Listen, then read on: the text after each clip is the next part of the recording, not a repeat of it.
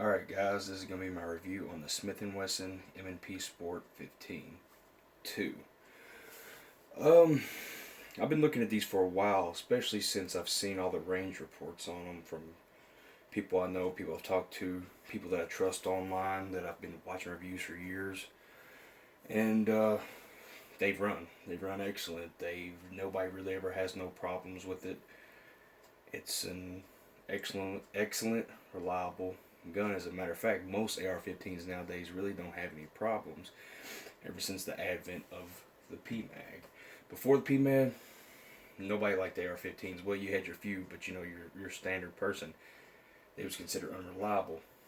PMag came out, changed the game, at least from what everybody was saying standpoint. I never had much experience with one before PMag, so I couldn't tell you. But what I can tell you is at least 30 friends owning AR-15s that PMags run excellent, and everybody knows that. This review isn't about that. But anyway, the Smith & Wesson M&P Sport 15. What this is different than the original Sport. It has the forward assist and dust cover. There may be some technical specs changed. I'm not sure. This isn't the original configuration. It came with just your standard AR cheap handguards, which are nice if you want to mount something on it or whatever. You can't do that without it being kind of hokey anyway. I've gotten around 400 rounds through this, not a single problem. I ran it out of the box pretty dry.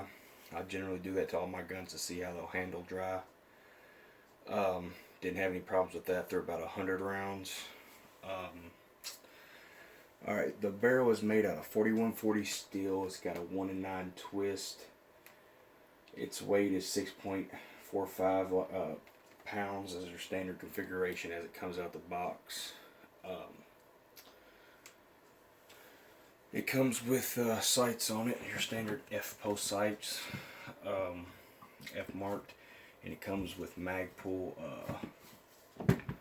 sights. And before this gun, every time I picked up a Magpul, there was a small, 200 to 400 yard aperture sight, peep sight, and I'm not a big fan of that for a CQB style rifle. Some of you might be house clearing and things like that. It works, but my personal preference is a 200 yard. Well, I figured out that most people probably know this, but it flips down or whatever, so it works. I was actually found it out when I was going to replace it. I was going to put a fixed Troy battle sight because I don't plan on putting an optic on this. There's your sights, Picatinny rail, your standard marked Picatinny rail. The thing where I picked this rifle, I was looking at two rifles. I was looking at this and the Ruger 5.56, which up until recently I've never had a problem until Ruger. I've run into a couple problems recently and I don't know. But anyway, I'm not getting into that. The Smith & Wesson over the Ruger. I put both of them in my hands. The Smith & Wesson has right now an outstanding range report. It's been out, because this is essentially the same rifle except for the dust cover and the forward assist. So it has an outstanding range report. It's reliable, not many problems. The Ruger's new. I was kind of worried about that. I've heard a lot of good things about it, but picking up many of them, I thought over it for a while. 3 different gun shops. I picked up 3 different ones because I was looking for a certain kind of gun, so I just passed through them all. I was like, hey, let me check that out, Well, the Ruger has a substantially heavy trigger. I don't know what people's talking about the poundages. I just know for my likings, it was very heavy. It was close to what a Tavor trigger kind of felt like if you put one of those in your hands. It was crisp, but it was heavy. It wasn't impossible to shoot, but I like around a 4 or 5 pound trigger pull. Which this is just like your standard AR trigger.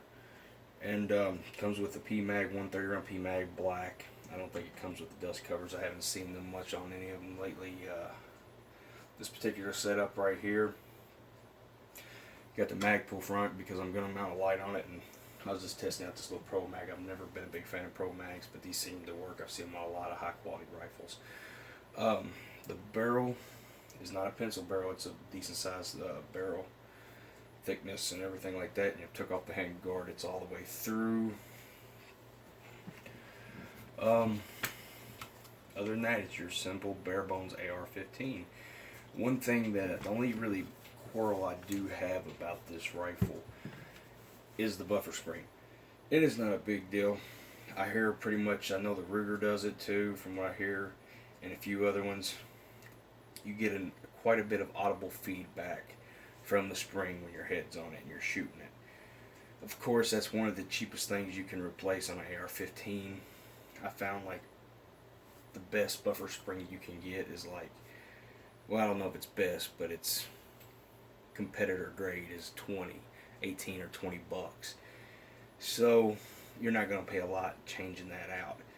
This is an utterly reliable AR-15, and I bought this actually on sale from Kentucky Gun. Now, this has been about a month ago or so it's changed a little bit, but I found this for like $5.19, and for an excellent AR-15 for $5.19, you can't pass that up. Alright guys, hope you enjoy the review. Like and subscribe.